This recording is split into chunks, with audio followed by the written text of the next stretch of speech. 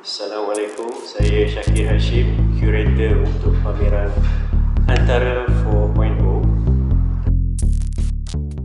Secara asasnya, nomad diartikan sebagai sekumpulan manusia yang berpindah randam dari satu tempat ke tempat yang lain. Dan nomad ni diambil dalam konteks pameran ni sebagai artis yang berpindah dari bentuk ke bentuk yang berbeza. Maknanya kita ingin meraihkan kepelbagaian dalam artis berpraktis. Maksudnya tidak terkungkung dengan satu disiplin sahaja. Dia mungkin daripada painting boleh ke sculpture boleh ke installation dan sebagainya. Tidak terikat dengan objek ataupun satu-satu pendekatan. Ini bermakna artis kini sepatutnya memerlukan satu strategi baru dalam praktis mereka, dalam ekspresi cara pandang ataupun idea ataupun perasaan mereka sendirilah ataupun worldview mereka terhadap dalam berpraktis. Nomad terdiri daripada 4 orang artis. Yang pertama Ahmad Idris, Izzat Aziz, Fadila Ghani dan Heidi Hamdan.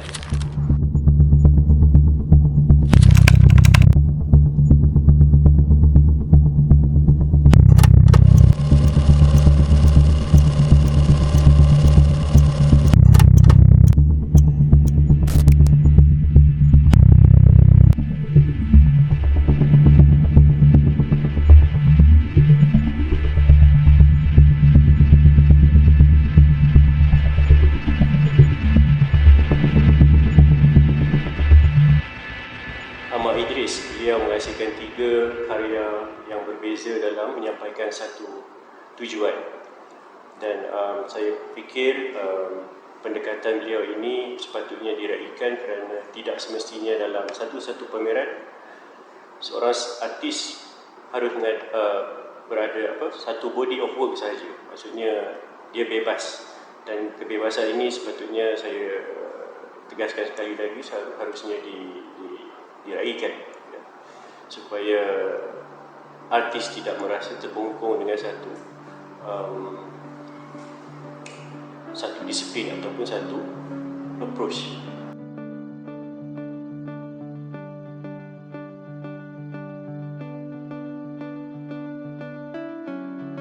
So bagi saya, karya air tangan tu adalah satu percubaan saya dalam menghasilkan karya berbentuk digital lah.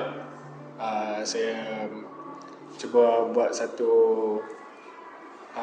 rakaman footage mengenai mak saya memasak, dan saya juga bagi sedikit ruang untuk eksperimen, which is saya nak combine saya punya personal narrative ataupun experience dengan orang lain punya pula perspektif juga dalam experience yang lebih kurang sama, which is topik berkenaan mak. Dan disebabkan tu saya kadar video ni saya fokus on the editing, dan selebihnya dialog tu saya lepaskan kepada kawan saya, seorang penulis skrip, untuk bikin satu dialog ringkas mengenai mak.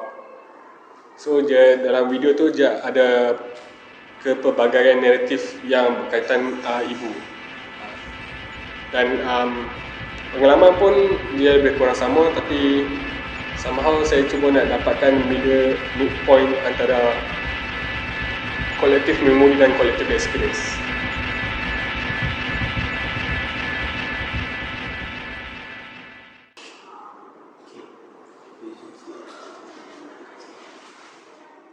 Bagi saya, sebagai seorang artis, saya suka explore kepelbagaian disiplin itu sendiri lah. Sebab saya tak terikat dengan hanya satu disiplin. So daripada idea asal iaitu mengenai konsep ibu, saya cuba expand topik tu dengan disiplin berbeza lah. Dan saya just cuba untuk nak push diri saya untuk ada creative thought dan critical thinking lah dalam pemikiran karya itu sendiri. So saya prefer untuk explore instead just fokus structure yang sedia ada ataupun mengikut conventional punya style lah. So daripada situ saya banyak boleh belajar benda yang baru lah. Okay, kalau kelebihan tu dari segi gathering knowledge tu bagi saya sangatlah bagus lah, sebab kita hanya tak sangkut dengan satu jenis ilmu saja. Kita dapat kadang-kadang ilmu tu daripada sains ataupun sastra. Sebenarnya tu saya dapat apply dalam pemikiran karya. Tapi kalau bercakap tentang kelemahan menjadi multidisipliner artis tu, mungkin dari segi khalayak umum lah, susah nak define kita sebagai seniman apa sebenarnya. Sebab kebanyakan public tahu tentang artis-artis yang buat karya bersifat modernism, which is painting, sculpture, benda-benda macam tu lah. Tapi mungkin dengan jadi multidisipliner artis ni, saya dapat bagi sedikit info ataupun pendedahan kepada publik tentang kepelbagaian seni tu dalam dunia ni.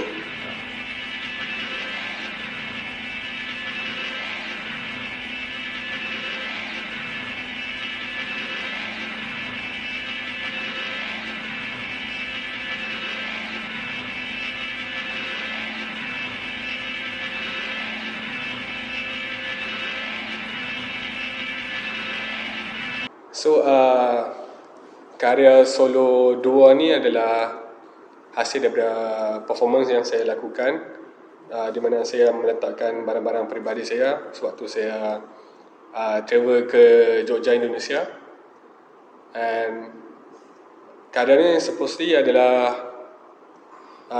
untuk pameran solo saya yang saya plan di Jogja tapi tak menjadi. So saya nak bagi nafas baru untuk karya ni, dan saya jadikan dia dalam bentuk installation lah. Dan mostly bahan-bahan yang ada kat sini ataupun karya ada dalam ni, karya yang saya hasilkan sewaktu di Jogja dan selepas pasca travel ke Jogja. Dan kebanyakannya melibatkan topik emak, di mana saya sewaktu saya travel tu, saya dapatkan satu familiarity ataupun locality terhadap Jogja tu menerusi makanan.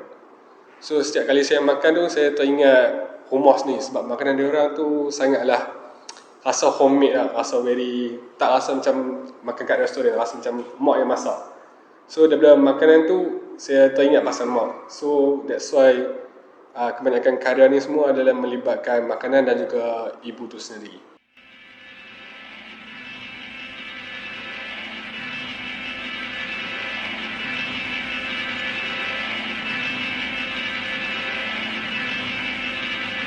That's why saya bagi tajuk mak tengok. So kalau masa kita kecil kan, kalau kita buat drawing semua, kita mesti balik sekolah tu tunjuk kat mak macam mak tengok ni kan. So macam benda sama saya nak buat dengan kotak saya tu. So setiap kali orang yang lukis tu mungkin dah siap, dia boleh tangkap gambar, tunjuk kat mak dia orang. Sebagai artis muda yang bertapak di Lembah Kelang, art scene tu memang sangatlah meriah, tapi dia bergantung dari segi platform untuk artis muda yang nak explore ataupun lebih eksperimen tu dengan karya tu.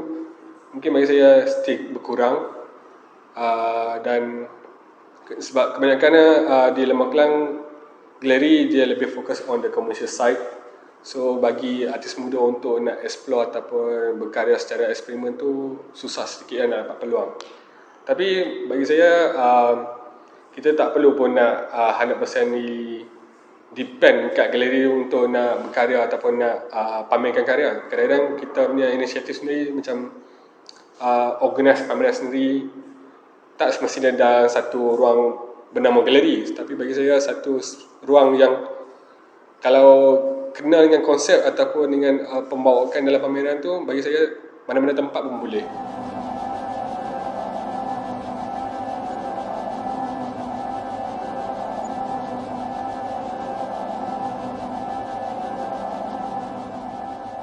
Heidi Hamdan menggunakan video digital yang mana beliau bermain dengan pelbagai perisian ataupun software untuk menghasilkan karyanya yang berkaitan dengan kerisauannya terhadap perkembangan teknologi terhadap kehidupan manusia, yang mana kebimbangan itu dipaparkan melalui monitor-monitor yang pelbagai yang boleh kita katakan sebagai cyberpunk.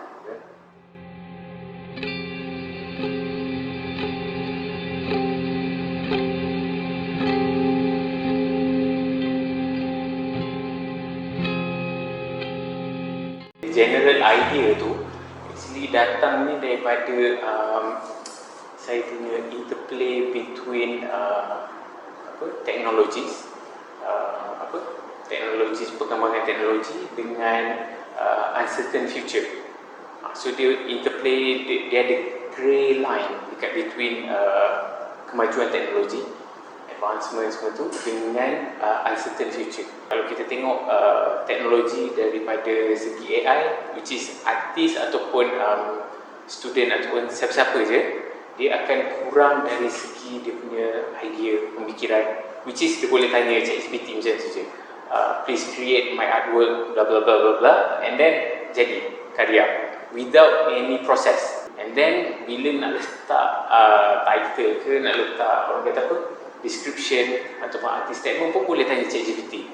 So itu dia punya cons lah. So dia punya pros tu, which is kita dapat refer daripada IoTs, which is any information lah. So kalau kita tengok dekat dalam karya-karya yang sebab kali ni, majoritinya berdasarkan kalau kita tengok ada satu karya which is dia ada compile TV, ada stacking TV, very old TV, tapi dia punya information dekat dalam tu kalau kita perasan semuanya information yang quite baru, which is ada YouTube, lepas tu ada GIF, okay, and then kalau kita tengok the end of the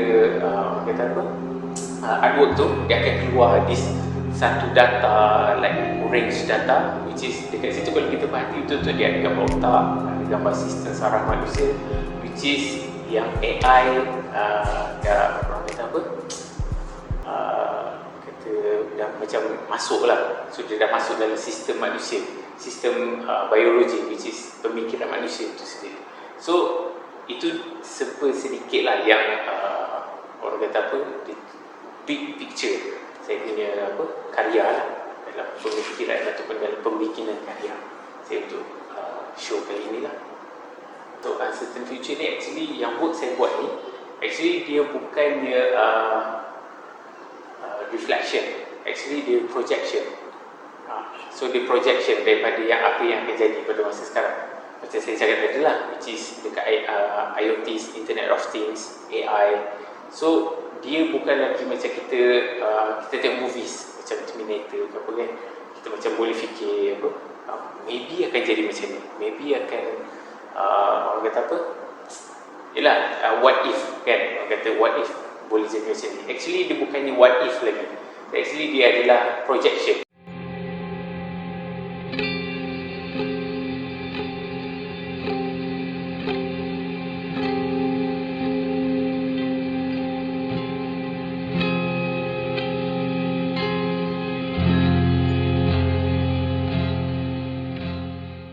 Saya terjumpa satu jalan which is di mana as a artist ataupun as a person, kita tak boleh nak melekat kepada satu benda, which is kita ada spesifik. Sebab bila kita nak cerita tentang tak boleh melekat kepada sesuatu perkara tu, sebab kita sekarang dekat dah 21st century, which is tak ada lagi istilah orang kata apa, specialist. So semua nak kena tahu, and as an artist, saya kena explore. So rather than pergi orthodox ataupun manual, analog, So why not pergi kepada digital software. So once dah masuk digital ni, actually waktu COVID tu sendiri saya tak mahir sangat pun pasal Photoshop, pasal Adobe Illustrator, After Effects semua. Tapi sebabkan COVID tu, dia jadikan satu macam sistem hibernasi tau. Kita hibernate dekat rumah, dekat bilik, and then once jadinya macam tu, daripada situlah saya explore Photoshop macam mana, explore After Effects, explore Blender macam mana kan. So daripada situ saya keluarkan satu disiplin yang baru, which is satu hari satu work. Daripada situ everyday satu work satu hari, okay, and then daripada situ dia berubah walaupun work tu tak cantik tapi kena terus buat kan.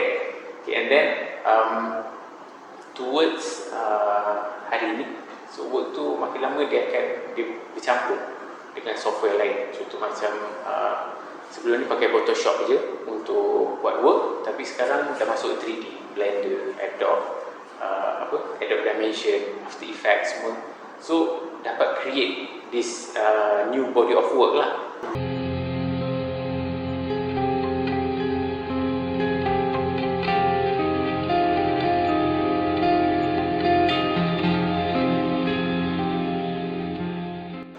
Cerita pasal proses macam mana jadi work ni adalah, pertama saya akan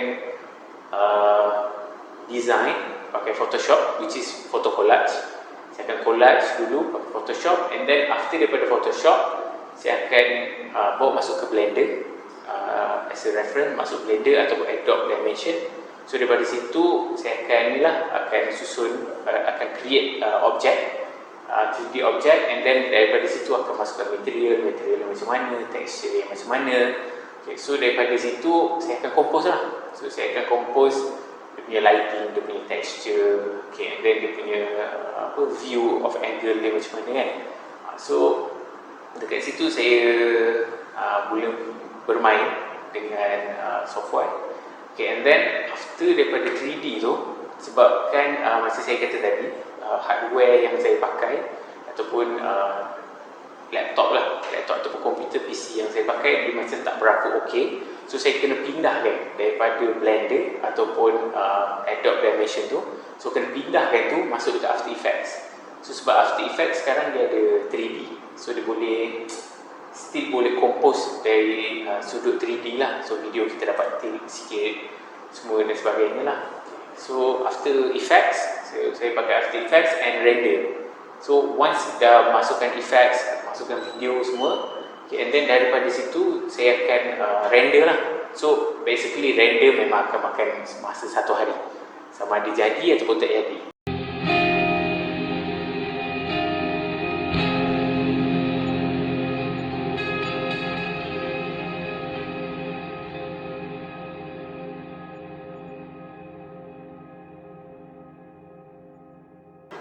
Fadilah Ghani bermain dengan sound di atas kapasiti beliau yang menghadapi penyakit tinnitus. Beliau cuba mengekspresikan bagaimana cara dia merawat ataupun berhadapan dengan penyakit tinnitus ni melalui dua pendekatan, iaitu pendekatan saintifik dan juga pendekatan spiritual, iaitu yang mana beliau telah pun cuba mengkaji dan mengalami kefahamannya sendiri dan mengaplikasikan kefahaman itu terhadap diri dia sendiri.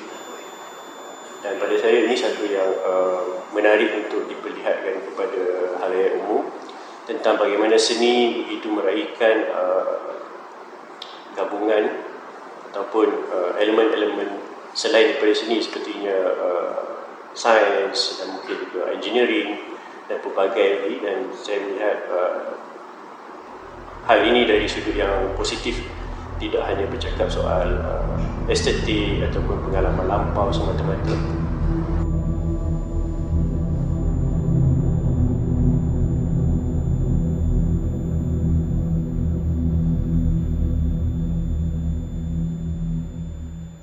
Awak saya ni pada asalnya dia terinspirasi daripada pengalaman pribadi saya lah, iaitu saya ada keadaan tinnitus itu sendiri. Jadi masa saya mula-mula alami tinnitus tu, dia jadi saya sangat terganggu lah. Saya punya rutin harian tu terganggu sebab dia sangat persistent lah kan. Jadi instead of saya look into the negative side too much, as an artist saya cuba melihat keadaan saya ni in a positive side, ataupun apa yang saya boleh buat dengan keadaan tu. So starting from there, saya cuba kaji lebih dalam apa itu tinnitus dan bagaimana untuk orang kata mengatasi ataupun merawat keadaan tu, dan how I can change that condition into an art form. So disebabkan that intention, saya mula explore tinnitus tu, saya explore sound therapy dan apply kepada art form yang digital art, electronic art, video art lah.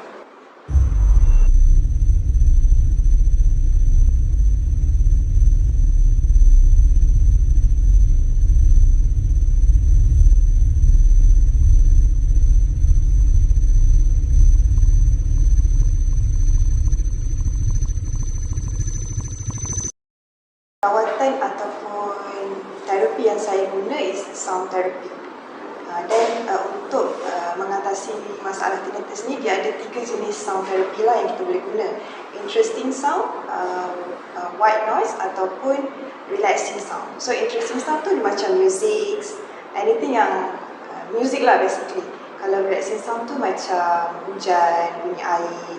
Dan white noise ni is basically white noise lah, frekuensi yang kita gabung semua kan. So pada mulanya saya fokus kepada relaxing sound, bunyi hujan, semua tu kan. Lepas tu saya pernah ada conversation ataupun discussion dengan saya punya profesor, dan dia memberitahu ataupun share dia punya ilmu lah tentang bagaimana sebenarnya daripada kecil sound ataupun wavelength ni dia sentiasa ada daripada kita dalam rahim ibu kan, bila kita keluar, dan macam mana sebenarnya benda tu membantu rawatan. Dan dia macam suggest lah kepada saya untuk tengok benda tu dari perspektif kita sebagai seorang Muslim. So apa sound-sound ataupun yang kita selalu didedahkan, biasanya kita akan didedahkan daripada kecil, bacaan Al-Quran, bacaan Al-Shifa, zikir. So dengan apa orang kata ilmu baru tu, saya cuba gabungkan. Kita punya rawatan tu ada spiritual approach and also ada science punya approach. Dan benda tu sebenarnya depends on individu. Macam kita sebagai seorang Muslim, kita memang terbiasa dengan benda tu kan. Dan kadang-kadang kalau kita stress kan, kita macam tu orang kata okay, banyakkan berzikir ataupun dengan benda-benda yang suit our jiwa macam tu kan. And then sebenarnya tinnitus ni, keadaan dia ni orang kata tak ada ubat, macam ubat kita makan ubat terus sihat. Tapi dia berkaitan dengan saya punya keadaan mental condition yang which is bipolar, di mana saya banyak berfikir. And then saya punya nerve di bahagian telinga ni jadi tegang lah. So salah satu dia adalah saya kena tenangkan diri saya kan, kurang berfikir, macam relax. So the tinnitus punya noise tu akan slowly turun. So that's how saya cuba apply spiritual approach and also medical approach for my condition.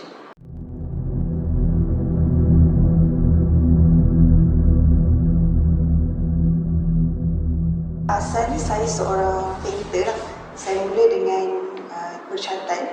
Kemudian saya masuk major in sculpture, saya mula buat 3D works. Dan disebabkan condition tinnitus ni, saya cuba present saya punya work dalam bentuk installation ataupun video art. So pada awal kerjaya saya memang orang kata ada pressure untuk cari satu art form yang saya selesa. Tapi dalam saya punya ataupun education exposure, saya punya supervisor dia cakap kita kena ada flexibility. Sebab kadang-kadang apa yang kita nak cuba sampaikan tu, bila contohlah saya nak sampaikan saya punya tinnitus condition ni dalam bentuk painting kan, dia macam tak cukup impactful. Sebab tinnitus tu dia punya core subject dia ataupun core language dia adalah sound. So macam kita nak dia macam dia tak sesuai lah orang kata kan. So saya rasa penting untuk seorang artis tu dia boleh tukar ataupun orang kata keluar daripada comfort zone dia, supaya apa yang dia nak cuba sampaikan, apa yang dia nak cuba deliver tu lebih berkesan kepada audience tu. Dan bila saya lebih terbuka, lebih saya macam tak duduk dalam satu circle je, makin banyak saya belajar. Macam sebelum ni kita selesa painting kan, and then kita belajar tentang installation. Oh, rupanya sebenarnya painting ni boleh je gabung dengan installation kan, but how? Macam tu lah.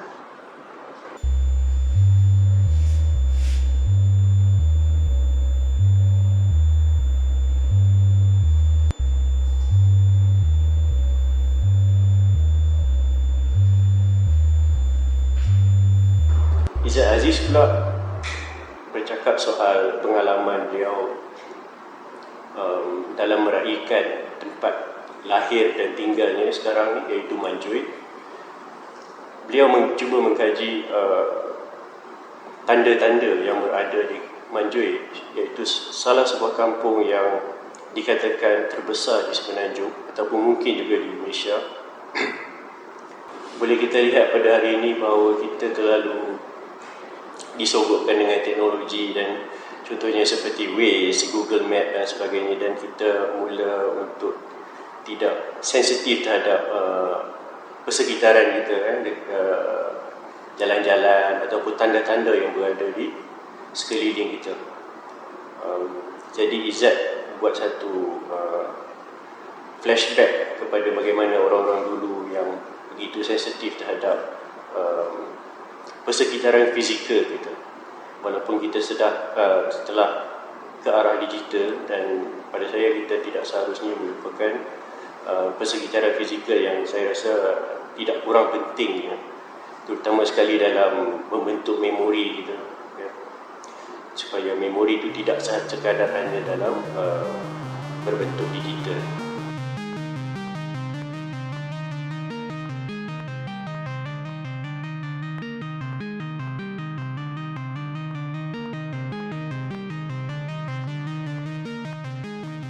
Penghasilan karya kreasi ini rasanya betul begitu dekat dengan diri saya.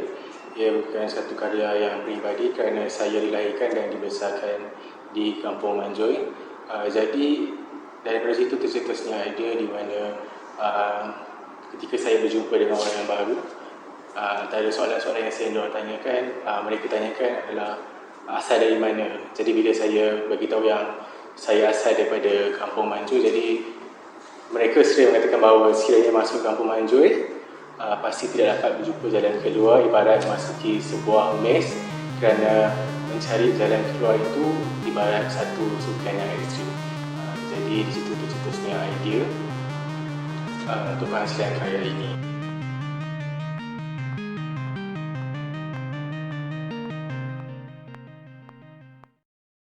Jalan-jalan di Kampung Manjui telah diilhamkan daripada elemen-elemen seperti nama-nama burung, nama-nama ikan dan sebagainya. Dari situ saya terjemahkan semula dalam medium origami. Proses karya ini bermula daripada saya mencari konsep untuk penghasilan karya dahulu. Dari situ saya telah mencuba pelbagai teknik untuk saya terjemahkan semula. Contohnya sebelum ini saya mulakan pencarian daripada bahan-bahan terbuang di sekitar Kampung Manjui untuk dijadikan untuk dimasukkan ke dalam karya. Dan daripada penjumpaan beberapa barang terbuang tersebut, saya telah kecilkan skopnya kepada satu material sahaja, iaitu kertas. Dan kertas itulah hasilnya origami yang mewakili elemen-elemen jalan di Manjui. Sebab utama saya menggunakan warna fluoresan dalam karya saya adalah kerana sifat warna fluoresan itu sendiri menangkap cahaya-cahaya terang. Jadi di dalam karya saya juga telah melukis peta Manjui di lantai. Jadi tujuan penggunaan lampu tersebut adalah untuk menunjukkan ke pengunjung bahawasanya itu adalah jalan yang perlu mereka lalui ataupun terokai sekiranya mereka masuk ke kawasan gugusan Manjui. Penggunaan origami dan juga lukisan di lantai bermain peranan sebagai interaksi yang penting bersama pengunjung. Hal ini kerana daripada lukisan di lantai, ia merupakan satu titik bagi penanda bagi setiap origami yang digantung. Contohnya, bagi origami yang berbentuk ikan, ia adalah mewakili jalan di jalan Sungai Tapah, dan sebagai contoh lain, bagi origami yang berbentuk burung adalah mewakili di jalan Kampung Datuk Masai, di mana jalan-jalan tersebut mewakili nama-nama burung yang terdapat di kawasan tersebut. Jadi interaksi itu yang saya harapkan daripada pengunjung, di mana pengunjung dapat tahu sebenarnya selain daripada jalan yang berliku, Kampung Maju juga menggunakan elemen-elemen semula jadi dalam menamakan jalan-jalan di Kampung Sungai Tapah, dan juga dinamakan di setiap jalan-jalan di Kampung Manjui. Karya instalasi ini bukanlah karya yang kali pertama yang saya hasilkan, walau bagaimanapun. Ini merupakan satu karya yang saya rasa dekat dengan diri saya, yang saya rasa saya sampai satu tahap di mana saya rasa puas, yang hampir saya rasa setiap instalasi yang telah saya lakukan sebelum ini, semakin lama semakin banyak perubahan yang telah saya dapati. Dan ini merupakan satu instalasi yang saya boleh katakan saya berpuas hati, dan saya harap selepas ini karya ini bukan salah satu titik permulaan ataupun titik penyambung bagi saya meneruskan karya instalasi di masa yang akan datang. Pandangan saya terhadap karya instalasi yang telah saya hasilkan, walaupun ia tidak mendapat sambutan daripada segi komersial, tapi daripada diri saya sendiri, saya rasa saya gemar ataupun saya lebih ke arah instalasi kerana saya boleh mempelajari dan juga boleh explore banyak perkara daripada instalasi, dan juga mungkin daripada sini mungkin karya ini adalah titik permulaan bagi pencetus idea untuk karya yang mengetengahkan kampungan saya, dan selepas ini mungkin lagi akan banyak karya yang bersambungan ataupun yang berkaitan dengan tajuk yang saya ketengahkan untuk kali ini. Tugas sebenar bagi seorang artis pada pandangan saya, kita tidak menulis, kita memvisualkan dalam bentuk karya. Jadi bagi saya, penghasilan karya adalah cara artis untuk memvisualkan selain daripada bercakap dan menulis. Jadi peranan saya rasa ia bukanlah sekadar untuk memberi satu pembelajaran, ia hanyalah sekadar sharing. Contohnya karya yang sebelum saya tinggalkan, di mana Kampung Manjui, jadi saya hanya ingin berkongsi idea atau berkongsi apa yang di sebalik Kampung Manjui itu sendiri. Jadi pada pandangan saya, ia bukanlah karya yang tengahkan untuk pembelajaran, ia hanyalah untuk sharing bersama pengunjung.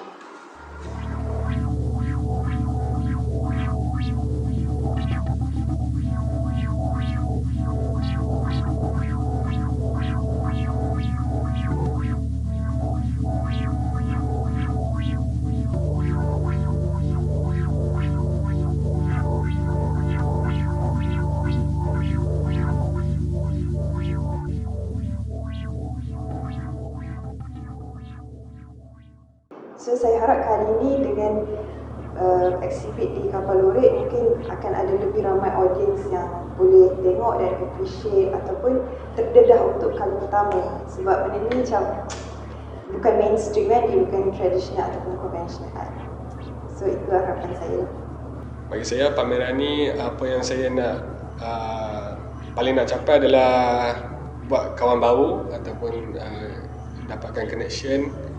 Tapi mostly saya just ruang ni ruang yang selesa untuk saya nak bercerita lah dengan public tentang pengalaman peribadi saya, sebab saya secara peribadi jarang bercakap ataupun sedikit introvert kalau standard punya situation. Dengan harapan yang besar, hopefully pengunjung yang datang dia boleh buka minda, buka mata untuk kata untuk explore this new world lah, this new media yang kita boleh boleh enjoy ramai-ramai. Harapan saya terhadap karya restorasi dan juga pameran Nomad, saya berharap agar pengunjung dapat mencetus buah fikiran untuk lebih menyelami Kampung Manjoi. Mungkin karya ini hanyalah titik permulaan mereka untuk mengetahui, oh, Manjoi macam ni ke. Mungkin selepas itu mereka akan lebih cuba untuk mendalami dan memahami apa sebenarnya iktifati dalam Kampung Manjoi, apa yang sebenarnya yang sejarah ataupun cerita di Kampung Manjoi yang sebenarnya yang ramai orang tidak tahu lagi. Jadi harapan saya kepada para pengunjung ataupun audiens agar dapat menikmati dan membuat interpretasi sendiri. Tak semestinya bergantung kepada interpretasi artis semata-mata, kerana objek itu sentiasa terbuka untuk diinterpretasikan, dan semoga pengunjung menikmati pameran Nomad.